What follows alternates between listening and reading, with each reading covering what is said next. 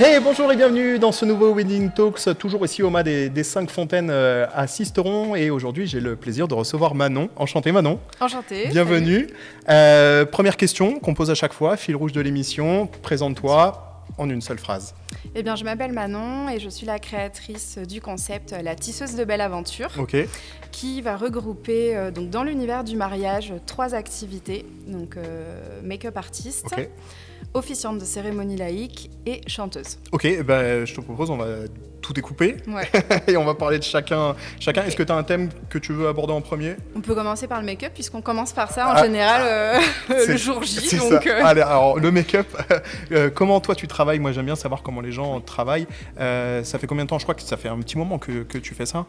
Oui, ça fait quelques années. Avant, j'étais formatrice en cosmétique, D'accord. donc je baigne dedans depuis des années. Ok. Ça fait une dizaine d'années que je fais du make-up pour les mariages. D'accord. Donc voilà. Alors comment je travaille avec les mariés? Je fais forcément une première partie question parce que j'ai besoin de savoir si ce qu'elle souhaite en termes de make-up, moi déjà c'est dans entre guillemets Dans ce que tu peux mon faire, univers ouais. aussi. Donc voilà, puis on fait à partir de ce moment-là, déjà si on s'entend sur ça, on va faire donc un essai make-up en fait, une première fois. En général, je leur demande de bloquer quand même bien 3 heures dans leur planning parce que je fais sur une après-midi, j'essaye de faire en fait 2 essais dans une seule après-midi. Ok. Donc elles vont avoir un maquillage qu'elles vont me demander. C'est-à-dire qu'elles ont, regardé, elles ont cherché en fait des make-up qu'elles pensaient être intéressants pour elles. Et elles vont avoir le maquillage que moi, en tant que pro, je vais voir pour elles. Donc on prend des photos et après voilà, elles gardent le dernier maquillage. Elles voient comment le maquillage tient parce que c'est important. Parce que le jour J, elles sont maquillées vers 10h, 10h, midi maximum, elles sont maquillées. Il faut que ça tienne jusqu'à 4h du matin.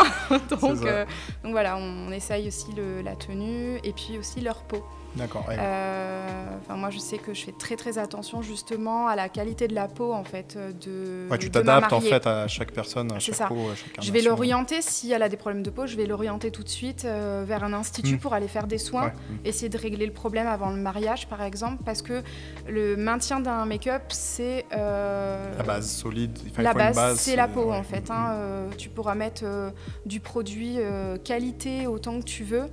Si ta peau elle est pas dingue et qu'il y a des petits soucis, ça va être compliqué. C'est compliqué, C'est remis en cause. Enfin, la tenue est remise en cause, quoi, en tout cas. Tout à l'heure, tu disais, juste à l'instant, tu disais que du coup, elles arrivaient avec leur make-up et puis toi, tu leur proposais ta version du make-up. Ouais. Elles choisissent quoi alors? La plupart du temps. La plupart du temps, elles choisissent ma version du make-up. Parce que c'est vrai que sur Instagram, on voit très très jolies choses en maquillage, mais ce qui est important de prendre en compte, comme en mode, en fait, de manière générale, c'est la morphologie. Le maquillage, c'est l'art de la tromperie. C'est vrai. L'art de mettre en avant des volumes, des formes, avec des ombres, avec des couleurs. En fait, le make-up, je vais pas reproduire ce qu'elle... comment dire ?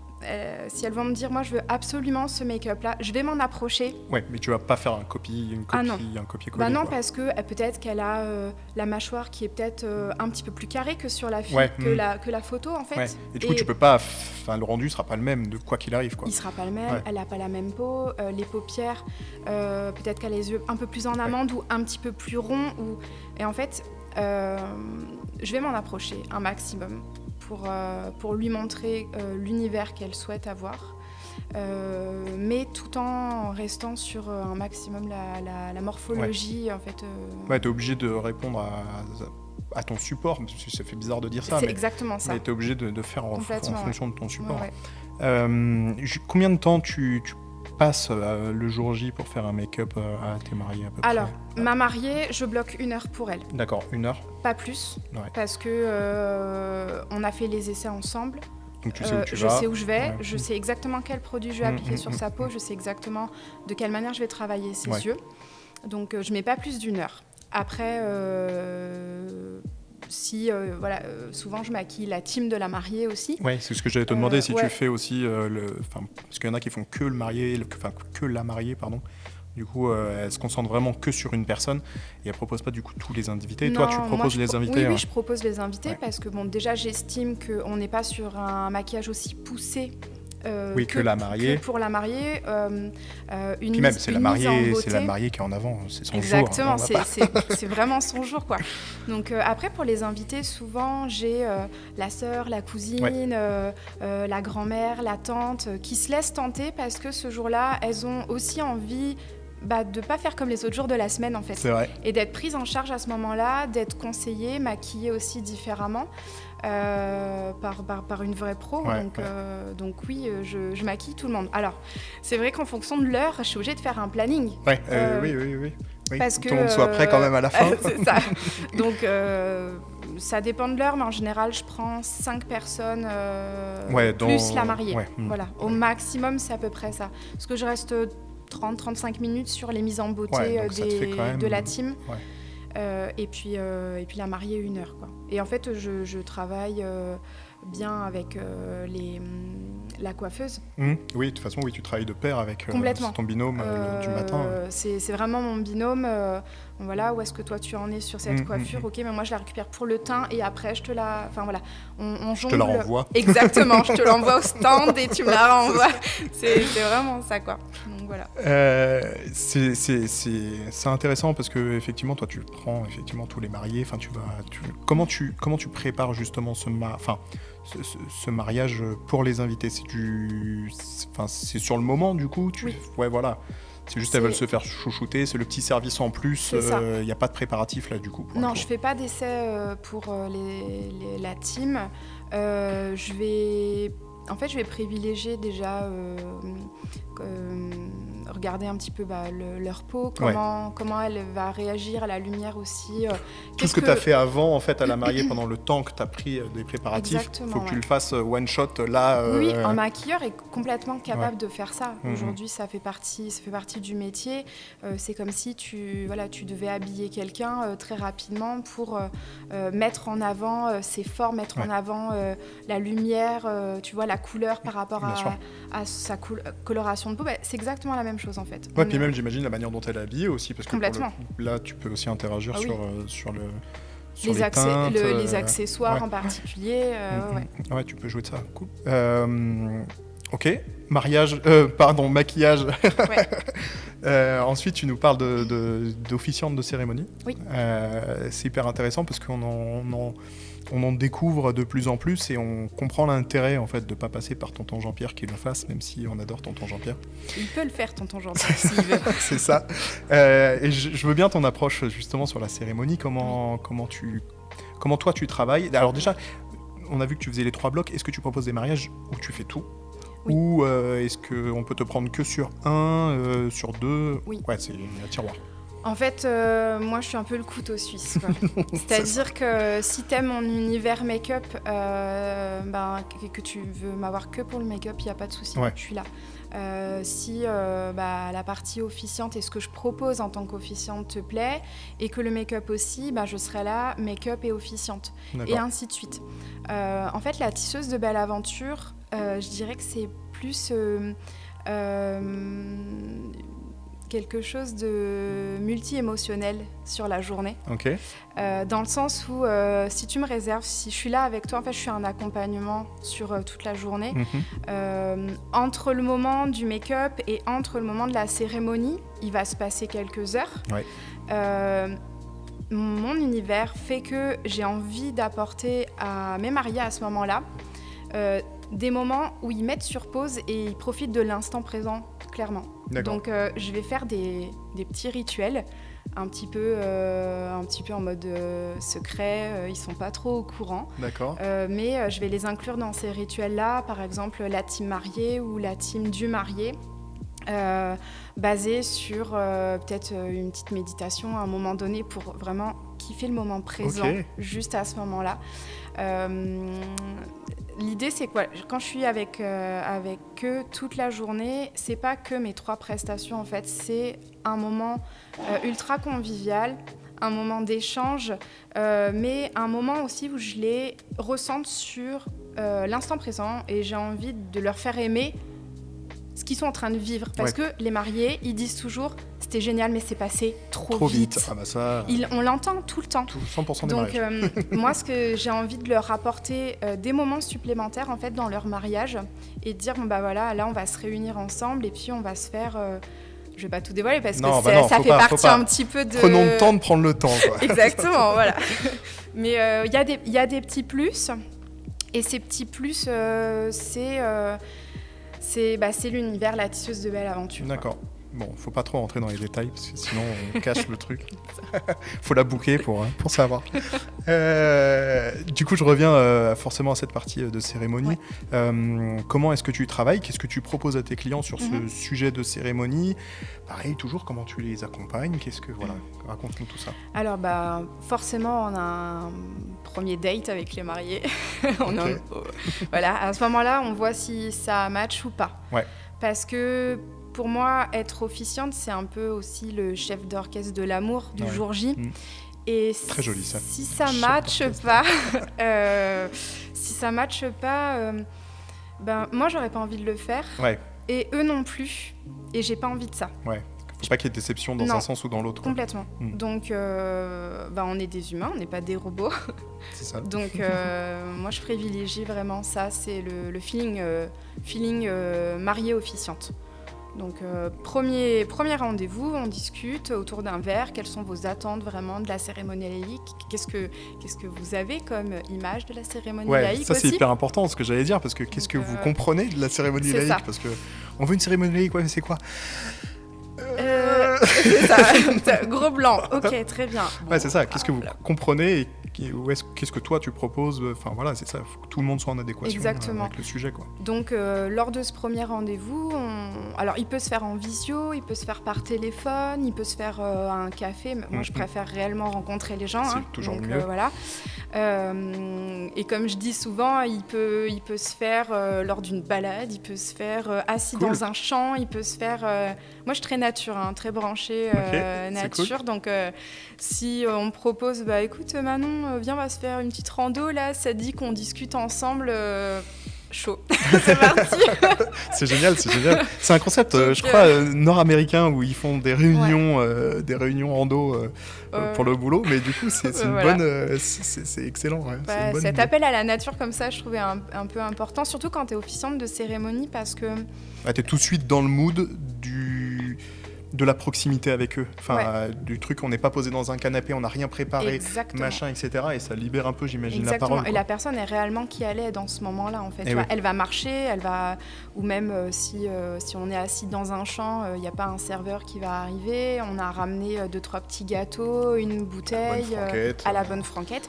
C'est cet univers-là, moi, que je propose, quoi. Donc, c'est en corrélation avec ce que tu dis par rapport au feeling, ça rajoute encore plus de feeling dans le feeling, c'est-à-dire que tu pars quand même faire une rando avec des inconnus pour parler de leur mariage, même plus que ça, de parler de leur vie intime, alors que 2 heures avant, tu n'avais aucune idée de leur prénom, quoi. C'est donc soit il y a le feeling et soit il y a le feeling, quoi. C'est ça. Absolument. Donc voilà, après ce premier rendez-vous, je leur explique ce que je propose pour les cérémonies laïques. Si ça leur convient, effectivement, on va placer le 2e rendez-vous, le 3e, et on va dérouler sur la construction de la cérémonie. D'accord. Donc, combien de rendez-vous à peu près ? Ça dépend. Écoute, ça peut... C'est au cas par cas ou t'as des... C'est vraiment au cas par cas parce que on peut se voir 3 fois comme 5 fois. D'accord. Se faire un jeudi soir une petite visio pour juste booker, tu sais, juste... Caler un truc. Juste des petits réglages. Donc non, ça dépend c'est vraiment. C'est le client qui a besoin et c'est le client, Après, faut se rendre compte aujourd'hui que la construction d'une cérémonie, c'est entre guillemets... c'est environ 25 à 30 heures de travail, en fait. C'est ça qu'on n'imagine pas. C'est énorme. Donc voilà. Et moi, mon petit plus, c'est que je suis chanteuse. Oui, Donc on va juste après. On va tout regarder ensemble. En fait, le moindre détail va être hyper important. Est-ce qu'on peut chanter cette chanson? Est-ce que c'est plus intéressant d'avoir la version originale ou pas? Ouais, voilà, ça va dans le détail de savoir est-ce que toi tu interviens en tant que chanteuse à ce moment-là, ou est-ce qu'on va privilégier un autre. Enfin, peut-être qu'il y aura plus d'émotions avec une chanson originale ou pas, ou l'inverse. Ouais. Donc, voilà. Et du coup, comment tu travailles avec tes mariés justement sur la partie d'écriture des vœux, enfin écriture des textes? Est-ce que c'est toi qui pilotes? Est-ce que tu leur fais une proposition, ou est-ce que eux te font les écritures? Comment ça s'organise tout ça? Alors déjà, j'ai aussi un petit rôle, on va dire, de la petite horloge tic-tac, tic-tac. Ouais. Donc, t'es un peu wedding planner, quoi. On est un peu obligé à un moment au milieu, c'est ça serait bien de penser aux vœux. Non, je leur envoie un petit mail pour savoir où est-ce qu'ils en sont sur la construction effectivement de leurs vœux, et s'ils ont besoin d'aide. S'ils ont besoin d'aide, je peux les aider en fait à la rédaction, aucun souci. Je peux aussi leur envoyer des textes qui vont les aider à la rédaction. Voilà. Des petites guidelines pour les... oui, parce que on peut avoir le syndrome de la page blanche en fait, à ce moment-là. Même si on aime à la folie la personne qui partage notre vie, il se passe plein de choses dans notre tête en fait. J'ai plein de trucs à dire, mais il n'y a rien qui sort. Je ne sais pas comment le structurer, comment le sortir, tout en gardant quelque chose de très, très émotif. Donc, je peux les aider. Et je peux aussi les aider dans le sens... je ne sais pas m'exprimer en public, j'ai très peur de m'exprimer en public. Ouais. On peut se prévoir, un petit atelier. Une fois que les vœux sont écrits, on se retrouve toutes les deux ou juste avec le mari pour que vraiment ça sorte en fait, qu'ils le disent à haute voix. Parce que souvent on peut se retrouver avec ce qu'on a sur le papier et la manière de le dire. La manière de s'exprimer. On a des émotions qui vont sortir à ce moment-là qu'on n'avait pas prévues. Bon, alors, c'est bien d'être sur la spontanéité, mais ça peut peut-être aussi, gâcher quelque chose, se sentir démuni face, en fait, à son bout de papier et aux gens qui sont là devant. Donc, et puis surtout, en plus, s'il y a l'hésitation, le temps installe le temps, et le temps devient très, très long, et du coup, et 15 secondes te paraissent, mais 2h15. C'est juste, ils sont encore là, ils sont pas partis. Donc moi, avec grand plaisir de les aider à ce moment-là. Et je pense que quand tu es officiante de cérémonie comme ça, tu fais partie de leur vie. Le temps de la préparation, après aussi, le mariage, parce qu'ils ont vécu des choses avec toi et ces choses-là, elles ne s'effacent pas. Ces sentiments-là ne s'effacent pas. Donc je trouve ça hyper cool d'avoir rencontré ces gens. De les avoir aidés en fait à valoriser en fait l'amour qu'ils ont l'un pour l'autre et à le mettre en valeur pour ce moment-là et leurs invités aussi. Donc on a un chef d'orchestre. C'est ça. Transition toute trouvée, chef d'orchestre, chanteuse. Voilà. Pas mal. Raconte-nous d'où ça vient, comment tu interprètes ça, comment tu intègres ça dans le mariage. D'où ça vient? Tu veux vraiment savoir d'où ça vient? Écoute, j'ai posé la question, il faut répondre. Alors... j'ai chanté sous ma douche, c'était vachement bien. Ce qui se passait, je pense que c'est... merci Walt Disney, je pense qu'à un moment donné, on est obligé de le dire, tu vois. Merci Walt Disney, la petite sirène notamment, mes parents en ont eu marre. Ils ont brûlé la cassette, le DVD. Ça a démarré comme ça, puis après j'ai fait quelques concours de chant. D'accord, ok. Mon papa est guitariste, donc c'est vrai que c'était les petits duos tous les deux, c'était nos petits moments et tout, super cool. Donc voilà, et puis des gens autour de moi qui m'ont dit, mais en fait faut y aller là. D'accord. Go. Ok. Go. Et c'est ces gens autour de moi qui m'ont fait prendre conscience que peut-être j'avais quelque chose d'intéressant à montrer. Et donc, je me suis lancée, effectivement. Et ça se traduit comment, justement, se lancer? Qu'est-ce que tu fais? Tu fais des concerts? C'est quoi que tu fais aujourd'hui, vraiment sans parler mariage, mais alors, oui, en dehors du mariage, on peut me retrouver sur du festival. D'accord. On peut me retrouver dans les bars et les restaurants. Ok. Dans des ambiances un peu cosy, feutrées, parce que mon répertoire se marie bien avec ouais, ça, quoi. Se marie bien. En fait, je fais pas danser les gens. D'accord. C'est pas ma vocation de faire du chant en mode les gens vont s'éclater en mode dance floor. Okay. Je sais pas faire. Je sais pas faire. Donc en fait, je dis souvent qu'on écoute les reprises que je peux proposer autour d'un cocktail avec des amis et on passe une bonne soirée. Donc voilà, c'est plus. C'est pour ça que pour les mariages, je suis là pour le cocktail. Je suis pas là pour. Oui, t'es pas là. Je remplace pas un mets DJ le feu, quoi. du tout. Non. C'est un peu le moment hors du temps. Tu mets dans une bulle, en fait. C'est ça, exactement. Après, pour revenir à la partie mariage, quand t'es chanteuse dans un mariage, t'es pas en concert. Ouais. Tu vois, oui, t'as pas d'interaction avec les gens. Pas tant. Ou très peu, en fait. Ouais, pas tant. Alors oui, t'as peut-être Tata qui va bouger l'épaule à un moment donné, tu vois, parce qu'elle a reconnu... Sur un lever de coude Elle a reconnu, tu vois, une chanson et elle se dit... Ah ouais, c'est génial, et ça c'est une chanson que je connais super bien. Okay. Mais elle va pas s'enjailler, mais pas trop. Pas tout de suite, tu vois, ça monte un petit peu comme ça pendant le cocktail.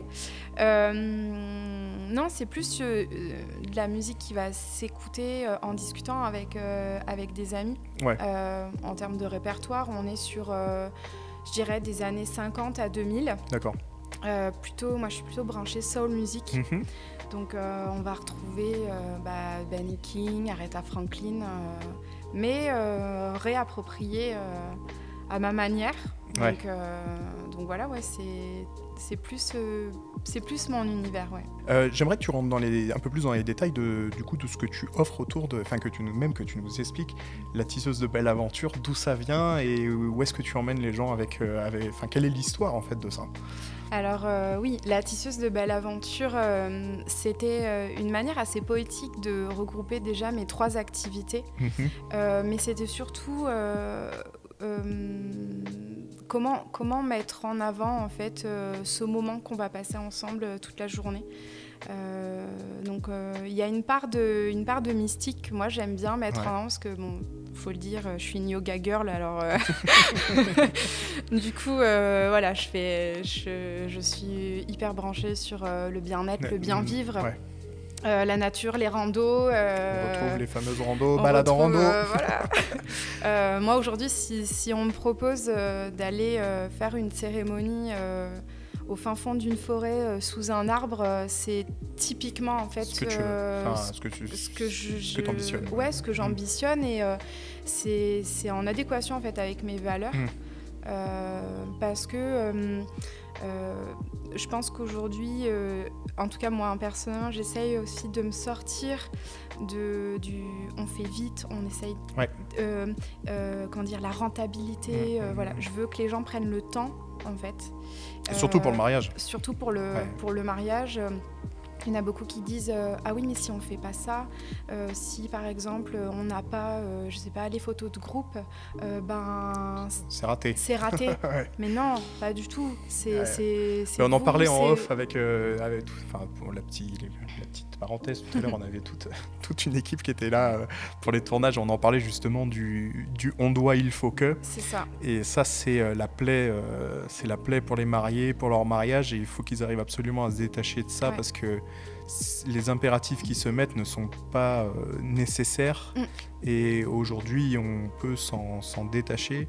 Je pense notamment à cette, on en a déjà parlé dans d'autres interviews, mais ce nouvel élan du mariage qu'on appelle l'elopement qui est complètement réduit, c'est-à-dire terminer les mariages à 200, on optimise les mariages à 100 personnes, mais en faisant ça, on se recentre complètement sur soi, c'est-à-dire que on va choisir la robe de mariée, peut-être qu'on se serait peut-être pas permis, mais du coup, on a moins, donc allez, on va mettre un petit peu plus en... Et ça va complètement en adéquation avec ce que tu dis, il faut prendre le temps, savoir un petit peu où on va. Je le vois aussi au niveau des rituels en tant qu'officiante de cérémonie. Aujourd'hui, ce que je propose est un petit peu plus tourné vers effectivement le côté mystique. On va avoir un rituel des 4 éléments. Après, ma source d'inspiration reste mes mariés. C'est-à-dire leur vie, leur manière de vivre, leur vécu.